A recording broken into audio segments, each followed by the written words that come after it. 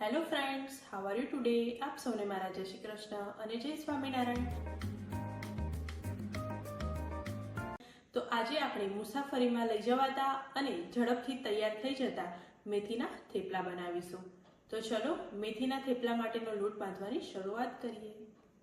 મેથીના થેપલાનો લોટ બાંધવા માટે મેં અહીંયા 1.5 વાટકી રોટલીનો લોટ એડ કરેલો છે.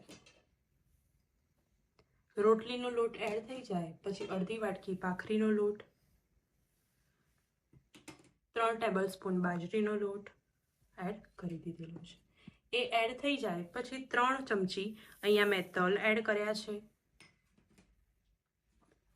એના પછી 1 ટેબલસ્પૂન ધાણા જીરું, 1 ટેબલસ્પૂન હળદર, 2 ટેબલસ્પૂન મીઠું,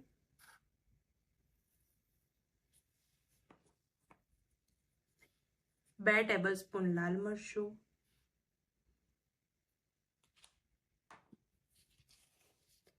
2 ટેબલસ્પૂન ખાંડ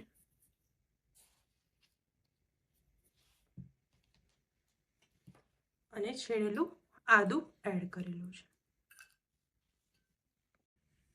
તો મેં અહીંયા અડધું લીંબુ એડ કરી દીધેલું છે. 2 ટેબલસ્પૂન દહીં એડ કરેલું છે. 1 જોડી મેથીની મેં અહીંયા એડ કરેલી છે. તમે મેથીનું માપ વધારે ઓછું પણ લઈ શકો છો. એ બધાને બરાબર એડ કરી લેવાનું છે.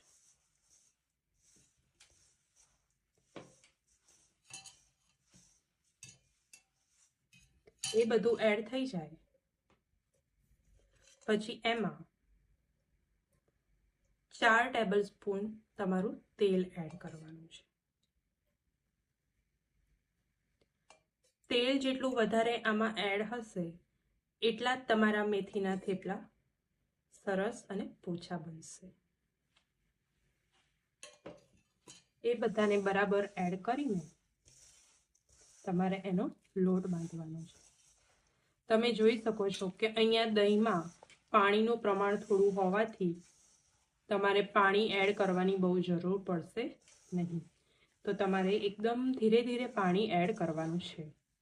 તો ચલો આપણે એનો એકદમ સરસ લોટ બાંધી લઈએ. તો તમે અહીંયા જોઈ શકો છો કે મારો લોટ એકદમ બંધાઈને રેડી થઈ ગયો છે. મેં અહીંયા એકદમ ના ઢીલો ન કાઠો એવો મીડિયમ લોટ બાંધેલો છે અને એકદમ સરસ રીતના એને સુવાળો તૈયાર કરેલો છે. તો હવે આપણે એના લુવા બનાવીને એને વણી લઈશું. તો તમારે અહીંયા એના મીડિયમ સાઇઝના લુવા તૈયાર કરવાના છે.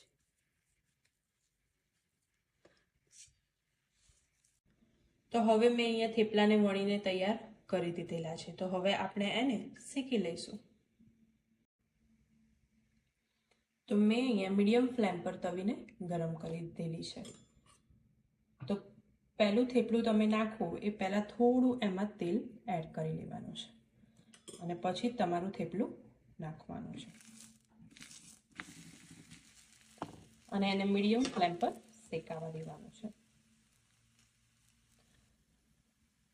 તો થોડું તમારું થેપલું શેકાય પછી એને થોડી રીતના આ રીતના ચેક કરી લેવાનું છે. તો મને અહીંયા મારું થેપલું શેકાયેલું લાગે છે. તો હવે હું એને બીજી સાઈડ ફેરવી દઈશ. તમે જોઈ શકો છો કે અહીંયા એની ડિઝાઇન સરસ રીતના પડી છે. તો હવે એમાં ઉપર તેલ એડ કરી દઈશું અને સાઈડમાં ફરતા પણ તેલ એડ કરી દઈશું અને પછી એને બીજી તરફ ફેરવી લઈશું. હવે એને મીડિયમ ફ્લેમ પર થોડું શેકતા જવાનું છે અને બીજી સાઈડ પણ તમારે અહીંયા તેલ એડ કરી દેવાનું છે.